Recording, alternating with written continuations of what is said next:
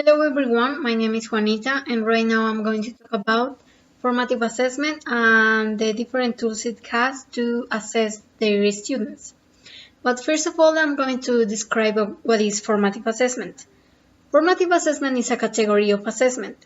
It refers that both teachers and students are engaged in what they are learning and teaching. It is useful because it focuses on students' problems and gives them some keys to how to face them. Formative assessment has different methods to conduct a process of evaluation and also has different tools such as rubrics, portfolios, and concept mapping.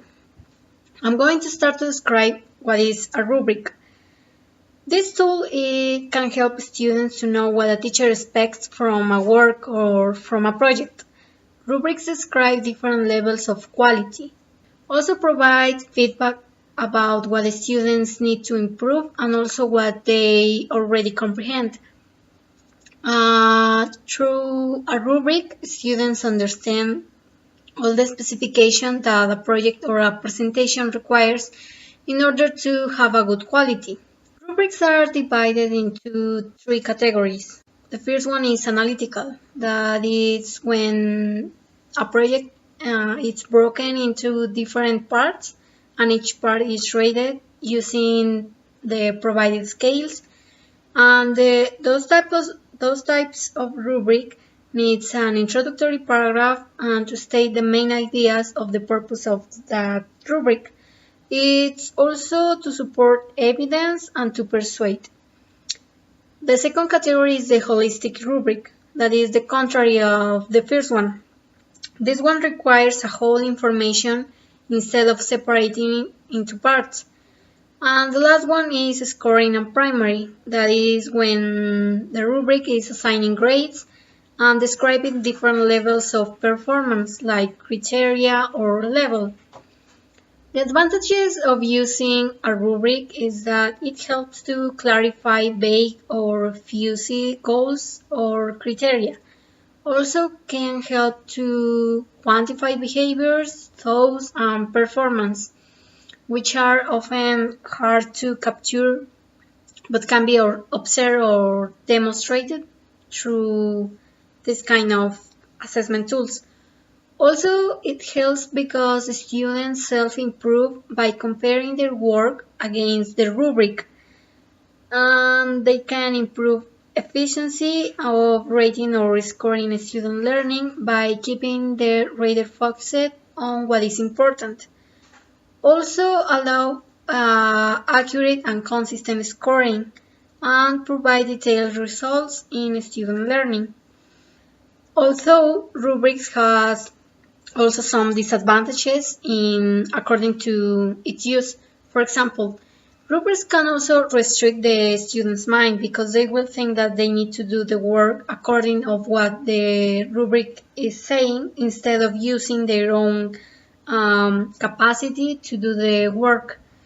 Also, sometimes the criteria is very complex and students may feel overwhelmed with the assignment and they could have little success in what they are doing.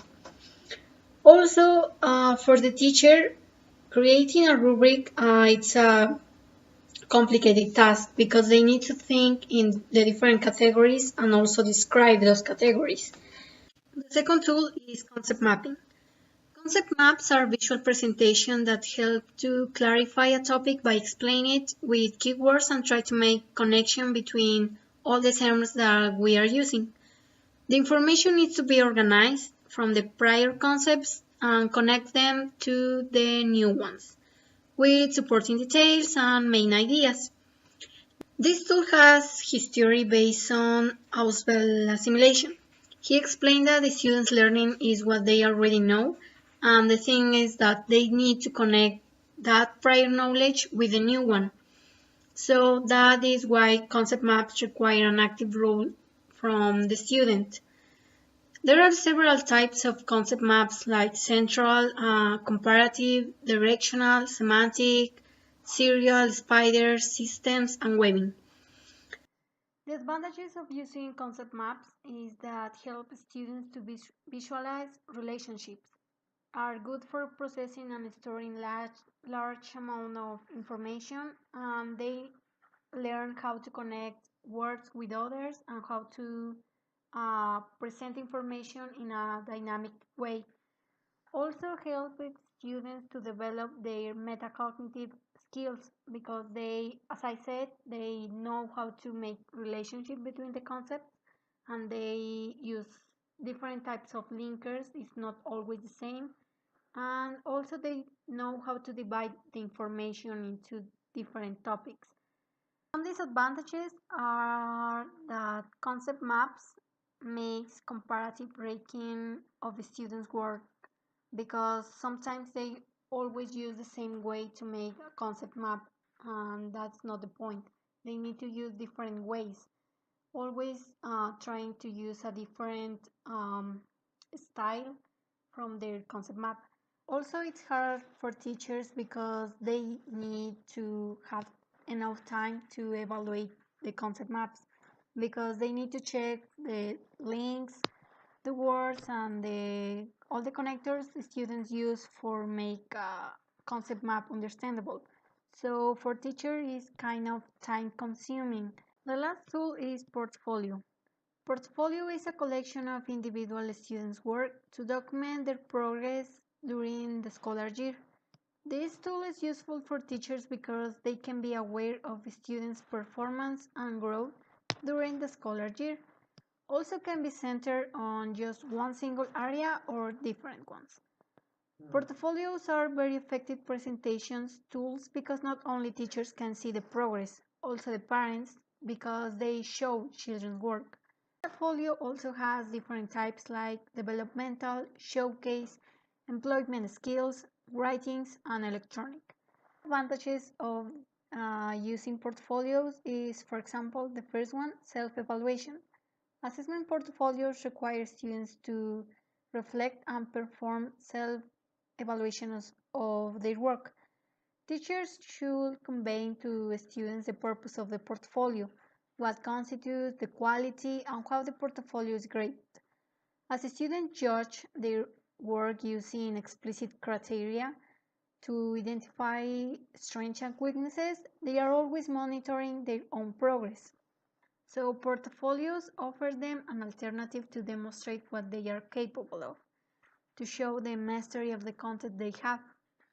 Also, portfolios promote communication between teachers and students because some students are shy, and with the portfolio they can interact with the teacher by asking some questions or some doubts they have in order to create the portfolio. The disadvantages are that sometimes, as well as concept maps, is time consuming for teachers because they need to check all the portfolios of all the students of all the scholar year. So there is like a lot of works that students do during the whole year.